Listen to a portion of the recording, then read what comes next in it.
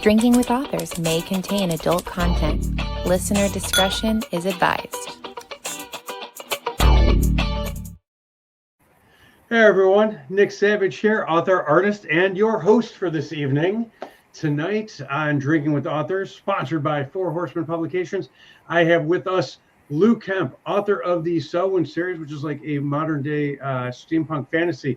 But to tell you more about it, instead of me just making shit up, here's Lou. Lou, tell us about it. You sort of hit a really like a good elevator pitch version of it, but I usually describe it as steampunk adventure, basically. And the main character is an immortal magician with a weird sense of humor, and he's got a bunch of players with him. He starts out 7 books ago, and the latest book is called Swango, which added in time travel.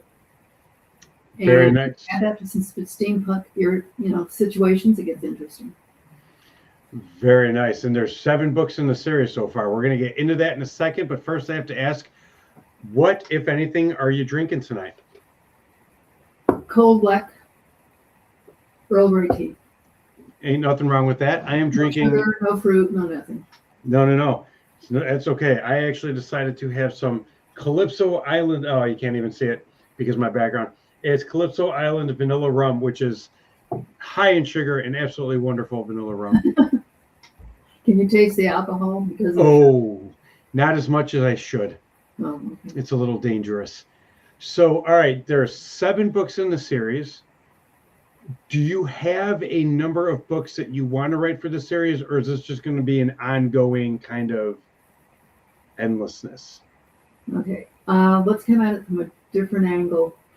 On book 8, which I've got half written, I'm thinking about starting another book as a companion book in the same time frame for the series as a companion, but it has nothing to do with what book 8's doing.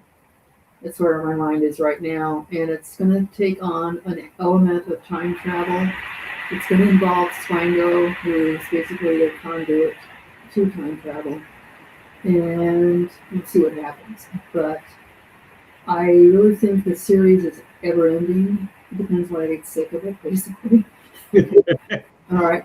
But as far as books 1 and 2 and 3 were a lot of setup. Books 4, 5, and 6 have gone different directions and expanded things. Book 7 took it away from all of that. A portion of it's time travel, but it also became a race for survival for 2 of the characters. And I'm deciding on holding on to book 8 until I finish the new idea. Nice. Yeah. Now, I know you also have another companion series, or another book that's considered like a companion to the series. The name of it escapes me right now, but I know it is Sea of the Vanities. Yes, Sea of the Vanities. And that was absolutely phenomenal. I have read the entire series, as you know, and Sea of the Vanities is probably one of my favorite, but I just love a good pirate story anyways. So I thought that was absolutely phenomenally done. Want me to discuss a little bit about Sea of the Vanities, what it really is? Yeah, please do. I can do the plot better on this one. Okay. You have the Lloyd's of London, the 100-year-old insurance company out of London that insures all the ships at sea in the 1800s, in the early 1800s. And they sent one of their investigators to Rio de Janeiro in Brazil. And meanwhile, the other half of the book, which they're going to marry up at the end, begins on a Chilean coast with a heroine there getting on a ship that turns out to have a lot of supernatural events. They both end up in Cape Horn at the end at the final scene. And the question is, are you afraid of dying? And the investigator from Lloyd's of London decides he isn't. And that's where he's at. And I won't say anything else other than it's a wild ride on both sides. But in the Cape Horn, in between all the ice flows and everything else that's going on, it's the final scene. Yeah, no, it is such a good book, such a good series. I highly recommend it. Your writing process, I know that in your bios in the book, the about the author type stuff, you say that you don't plot a lot of stuff, but you've done a good job with writing multiple books in a series and not writing yourself into a corner, to use your words. How do you do it? How do you keep How do I yourself handle out? it? Okay. Yeah. How do you keep yourself out of that corner? Okay. First of all, the reason I'm a pantster, which means you don't plan ahead, you fly by the seat of your pants. I am like 98% pantster because I think anything else stifles your imagination. It puts you in a corner of writing something you thought of. It doesn't let you do other things that could come up. The characters are supposed to be driving everything that happens. And if you're flying by the seat of your pants, they do. Every once in a while, twice now, it's happened where I've got myself in a corner and I had to write myself out of it. One of them I had to take out a couple pages to write it myself out of it, but I did. But I also, as I go along, so I don't forget ideas that are people that normally would plot it out think of, I put little notes on the margin, like, don't forget to do this, don't forget to do that. And that's good enough for me. Notes in the margin. Very good idea. What program do you use to write? Just plain Word. Plain Word. I learned a long time ago, someone told me to make each chapter a separate file. That's stupid. I make one big file. Because you can do a control find and go anywhere. Yes. The reason I think they said to do that is because in other writing programs like Scrivener, which is what I use, and in Final Draft, which I know some people use, each section, it's all one big file, but each chapter is kind of its own card within the document, so you can like move them around and shuffle and go easily from chapter to chapter and stuff like that, which is why I like it. And when I started writing, I used Word, and that was very Limiting? cumbersome, almost, to have it all right there. It's easier to break it down by chapter. So kudos to you for being able to Use it. write in Word and just. Well, what it is all I do is do a control find for a certain word or a certain character. Yeah. And then I can see the blurb of about 20 choices, and I know about how far in the book it is I'm looking, and I can find it fairly fast. No, that is wonderful. It works for me. When you are writing, is there anything that must be happening? I know you like atmospheric music, but is there a drink or a snack or something that's on your desk as well when you write, or what's your process like? Okay. When I'm doing the first draft, it's with a antique looking, fine tipped, well, I should say a fountain pen, and it's all by hand. At one point, I lost 80 pages of by hand when I was on a cruise and came home and couldn't find it. Anyway, I eventually found it. But anyway, the process for the first draft, it has to be the atmospheric music that you mentioned, and I just do what I can do. I usually have one or more cats that try to lay on it or do something that make me stop. But that's part of the process, is putting up with the cat hair. And as far as after that point, when I get it into the system using Dragon software, which I can and cannot recommend, but number one, never make the tutorial for it when you have a cold. Everything will be screwed up. Okay. The Dragon, once I get it inside, and for some reason it never can get the word Selwyn right, even though it's the main character's name, no matter how I say it or how loud I say it, they can't get it right. But anyway, when it's inside in my editing process, that is less atmospheric and much more business-like. And there's only a certain amount of time a day I can put into editing. And that's pretty much the process. And I like to have awake type music for editing, atmospheric for composing. Outside of Pearl Jam's 10, if I recall right, what other albums do you like to have Lately? Yeah, lately. What do you have I would say I'm trying to remember the name of the composers, but the Pirates of the Caribbean soundtracks are wonderful to write by. I can't even believe how great it is. But when you see the different ones that are up above, there's some that last for an hour, some only last for a few minutes. The ones that are lasting an hour or more are really great. It's Hans Zimmer. That's who's composing, who the conductor is. Oh yeah, he's done so much stuff throughout the years. He's fantastic. He's great, and it's better than the Phantom of the Opera to write by. I love the soundtrack to Phantom, but a lot of the lyrics will distract me. So it's almost better for me to have instrumental or something where I can't understand the lyrics, which is why Pearl Jam's so good. There's another person I can turn you on to called Michael Dana, and he's either Scottish or Irish. It's all atmospheric and all instrumental, and it's really tremendous.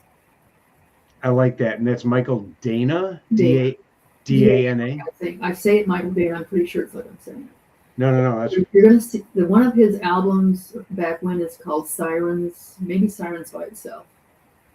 But either way, he's really good to write to too. No, that's wonderful. So writers will use some inspiration from real life when writing, no matter what genre, no matter how unrealistic the writing is compared to, modern day. Are there any characters in your books that have, without necessarily calling out the real life inspiration, been inspired by real life people? Some of my short stories years and years ago were, but nowadays I really think I'm part Selwyn, the main character. Nice. And my other personalities, I guess, come out in the other characters.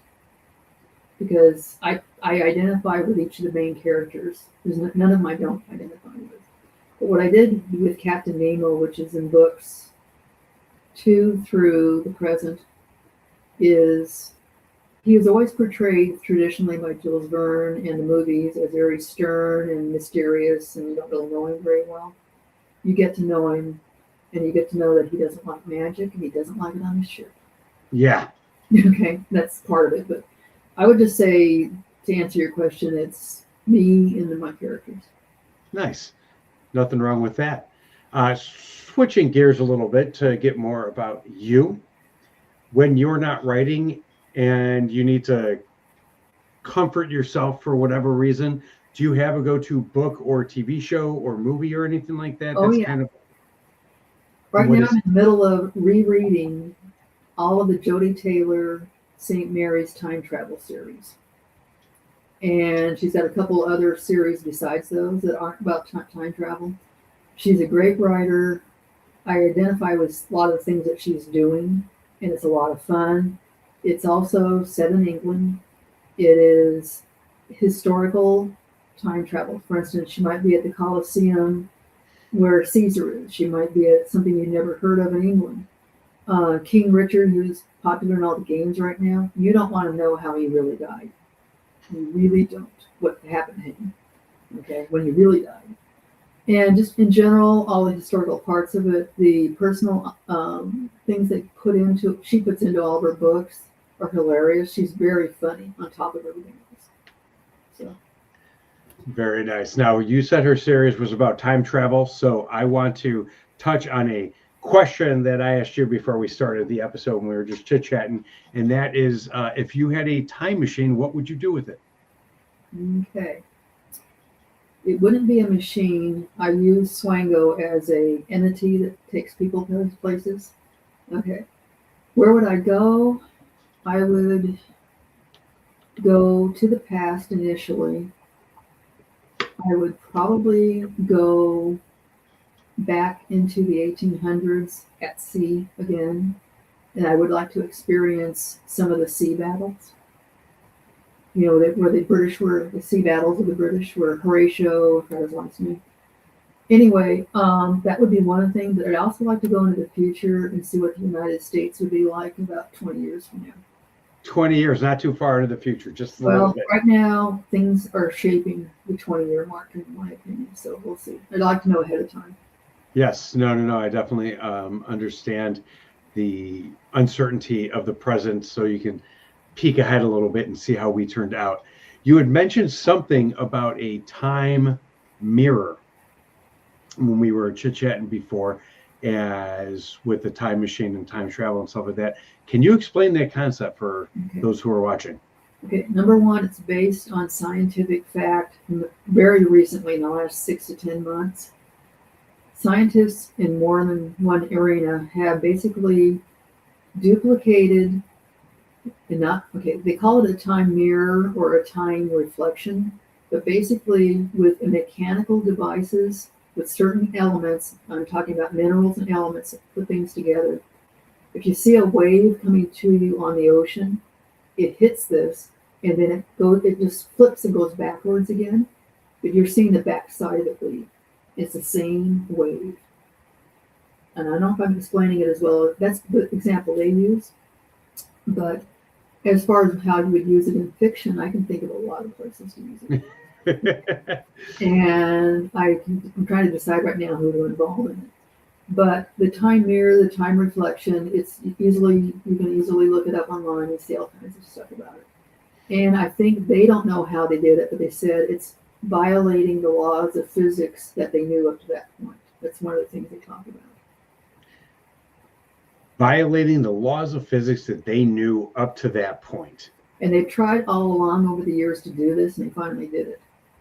And basically, I don't know the names of the people, but there's more than one study that when one of them did it, several of the think tanks did it. And they've at least 3 or 4 of them done it so far. Now, how do you get in and out of it? And why is it called a reflection? Because of a mirror? Because like if I'm looking at you and I'm holding up my right hand, it looks like I'm holding up my left hand. Yeah. So looking at me right now without any hands up, and I hit a time mirror, you're going to see the back of my head. Okay. That's what they're saying. Yeah. But in fiction, you have to stick with that. Very interesting. So on the subject then of time travel, time mirrors, all that stuff, do you think that one day it might be possible within our world to travel in time? I hope so. Really hope so. I really hope it's voluntary, which it wasn't for Selwyn. Okay. I hope it's voluntary. I hope it's not dangerous. And I hope you get everything out of it you want, whatever it is you're going to. But if you're doing it, and like in book 6 and 5, book 6, all the characters associated with Selwyn are the main characters. Several of them, Swangler took them to see something they'd always wanted to see and had never seen from the past. Okay, if it's that easy and safe to get there, that's one thing. But as Swangler said, you better not do anything to me because I don't know whether you're going to get back. You don't want to get stuck there, because in the Jodi Taylor books, about book 7 or 8 or so, she got stuck 500 years in the past for over a year. And then had to... Yeah. Yeah. 500 years is a long time ago to be stuck in the past, especially... Eating porridge for breakfast for 365 days a year. I love porridge. Porridge is just flavored oatmeal. It's quite delicious. Now, of course it is. But I think eating it 365, would be a bit much. So you've been writing for years. Was being an author, being a writer, something that you wanted to do since forever, or was there a certain turning point where you were like, this is my calling? Okay. When I was a little kid, I wanted to write, and I did what I could as a little kid. Okay. When I was about 20-ish, I sold my first short story to a small press. So they don't pay you, but you get the credit to put on a query letter. And I based it on one of my cousin's daughter's problems. And it wasn't gory, but it was for a horror magazine. Okay. Okay. All right. And then ever since then, I've been using history in a lot of my short stories. One of them I'm going to put into my upcoming, in a couple of days, I'm not done, newsletter I put out every month, and it's called Dead Inside, and I got it into a prestigious magazine back when, and it's based on the Irish famine, and it's very supernatural. Okay. And then the one from last month's issue that I put in, the one called The Black and the Ivory, and it's a crazy person that's involved in music all the way through and telling him to kill people. Anyway, I used to belong to the Horror Writers of America, and I switched to the Mystery Writers of America. They don't have somebody for time travel and fantasy and stuff all mixed together. So I'm sticking with Mystery Writers. Now, the guild that you're in, the Mystery Writers it's a guild, correct? I'm in a lot of their annual anthologies. I was like one of 4. The only one in one of them that wasn't agented one time. The next time there was 4 of us that weren't agented. But most of the time they're names that'll sell copies. Yeah. Oh no, of course. And was this something that you had to apply to be in for anyone who's watching doesn't know, or is this If you remember, you're going to get notified when they're doing their annual anthology, and they haven't done one. They didn't do one last year, but most years they do. They let everybody know it's like open season. And let's say there's going to be 23 to 27 stories in the anthology. They will contract with the names and leave about 4 or 5 spots open for everybody. And you just submit blindly, and then they let you know if you made it in. The first time I did it, I studied Charlaine Harris, the Buffy the Vampire Slayer, her work, because she was the guest editor. I studied her stuff before I wrote my story. Okay. And actually, it was the beginning of Selwyn. It was him years before I took up this series. And then the last time I was in he was a little bit further along, and that's when I started the series in 2016, 2014, something like that. Not to call you out, Charlaine Harris, didn't she write True Blood, not Buffy? I think you could be right, but I thought it was Buffy the Vampire. Okay. Maybe she did both of them. Well, I'll have to look into that after the show. I wanted to see what got her attention, because she's not the one that makes the initial cut, but she might make the final version since her name is on its editor. Yeah. No, that is fine. That actually distracted me, because now I had a question in my head and I can't think of it. Oh, having read your books, you write exotic locations in great detail, like you've been there. Have you personally traveled to any of the places that you've written about, or are you just like looking stuff up online and writing off pictures? Do I have to tell the truth? You can lie if you want. You can tell the truth. Of course, I've been to all of them. Of course.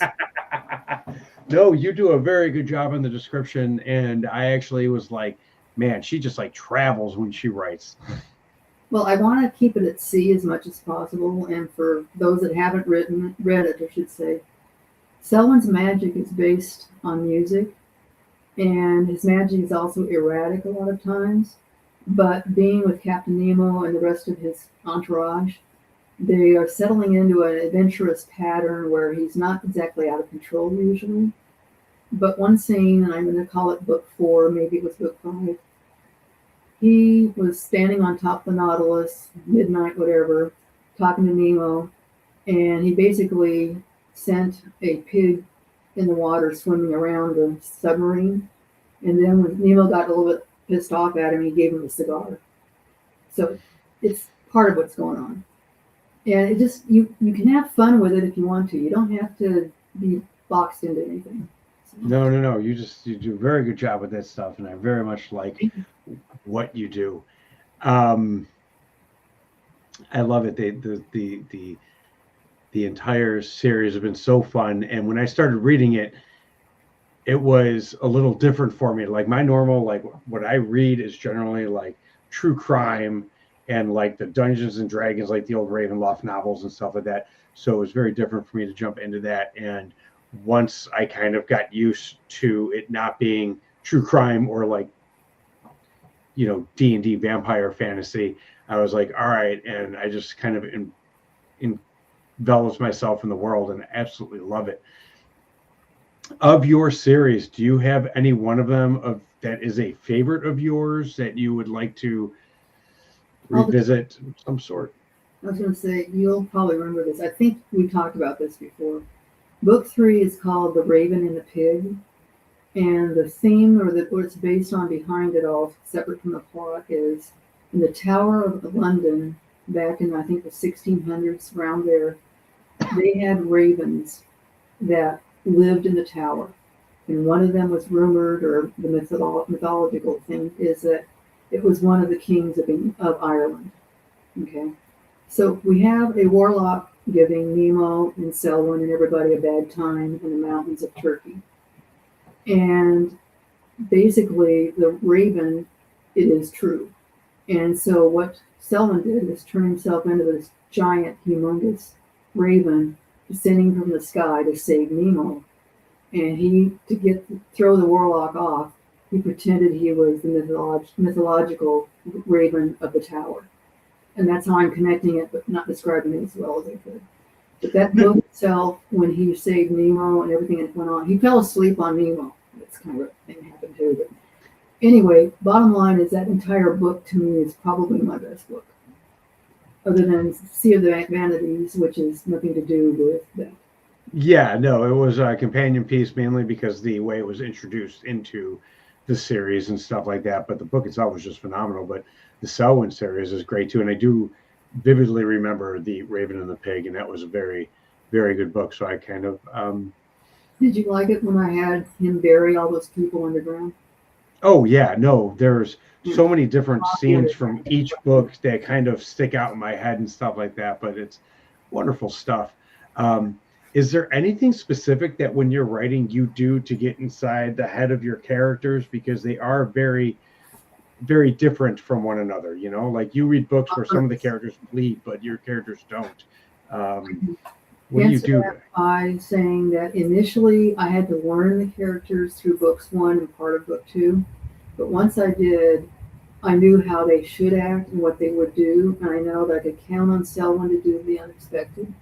I could count on Professor Kang to be a nag, but he's a lovable nag. I could count on Bartholomew to be superstitious. I could count on all of these things and I could demonstrate them and use them as part of the plot. And to show that Kang really appreciated and was really a close friend to Selwyn, when he thought he was dying, it was very upsetting to him. That's the end of book 1. I'm sorry, the end of book. When he was getting over to, I think it's the end of book 2 is what I'm talking about. So No, anyway, to answer your question, yeah, the characters, I know them in and out, and I gave Selwyn a love interest that I'm not as deeply into, but I found her very useful, and when they're fighting, it's very real. So, leave it at that. the vampire, without Yeah. without more spoilers, yes. Yes. The vampire, She's yes. nice. They're all nice vampires that associate with Nemo and Selwyn, but they've already run into some bad ones. They're going to run into more bad ones. But Oh yeah. there's no gore in it, although my background gives me a lot of gore opportunities.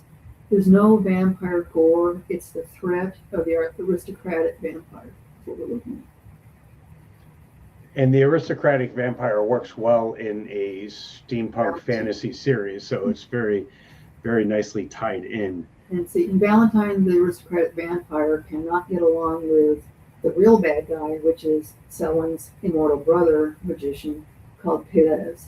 And Pelez gets everybody in trouble. And one night, Selwyn's trying to sleep. His mechanical bird notices there's a lot of noise that shouldn't be somewhere in the ship. And he finds the vampire and Pelez they're fighting to the death or trying to. And Selwyn has to break it up. That had to happen. Now, I always ask this.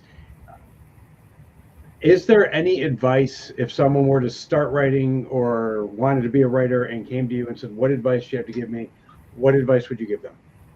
Okay. I actually am tutoring a 16-year-old that's got she's really talented. She's very new to it. She listens to a point, and, I said, get other opinions kind of a thing. But my best advice is to, even if you don't know what you're doing, do some writing. Do more than that. But when you get to the point where you can read it aloud to someone that's not family and not a friend, because they're just going to pat you on the head and say, isn't that wonderful? Yeah, that's wonderful. You won't get anywhere. You want to be able to read it in front of somebody. Writing groups are great for that, but you got to find the right one. Writing conferences are even better. I can tell you Santa Barbara Writing Conference used to be the best for that kind of a thing. And now I think the premier one is still going to be Maui. Then there's other ones, various ones. Pacific Northwest has a great one, and they have a lot of workshops. But the workshops, you learn a lot, you see a lot, and you get a lot of ideas. Very But nice. initially, just start writing, and then they always say read in things you want to let your writing in. Don't let it read to the point where it spoils your ideas. You do want to read to know what you're doing, but you don't have to stick to one thing. You can combine genres. Very well said. So tell us where we can find you online in stores. Give us the whole 9 yards on the shameless self-promotion. As the LouKemp.com, by the way, I'm not Lou Kemp, the guy that sells seafood, or as a friend of Bob Dylan, which also comes up for Lou Kemp. But if you look close enough, you'll see Lou Kemp author. And at my site, you can see all of the books, all the descriptions, all the links, and all of that. And if you go to Amazon, you're better off putting in the title of the book you're looking for rather than my name. For some reason, Amazon twists it around and does weird things just with my name. I mean, it'll still give you books, but not all the books. Don't ask me why. So anyway, I would say all the usual outlets, including Barnes & Noble, including Google, the rest of them that my publisher will, they put a what's called a one page, and that one page has all the links on it. And at my newsletter, in the toward the end, I do the What's New with Me, and it lists all my books and talks about them and stuff like that. They have all those links too. Oh, wonderful. So we can find you online everywhere and at stores, which is great. I want to thank you for coming out today. I'm running out of time, and we have to wrap things up. But thank you for coming out. Thank you everyone for watching. And until next time, just remember, it costs nothing to be kind. We'll see you then. Thank you. Thank you. Thank you for listening to Drinking with Authors. Join us next time for another fun conversation with an author over drinks.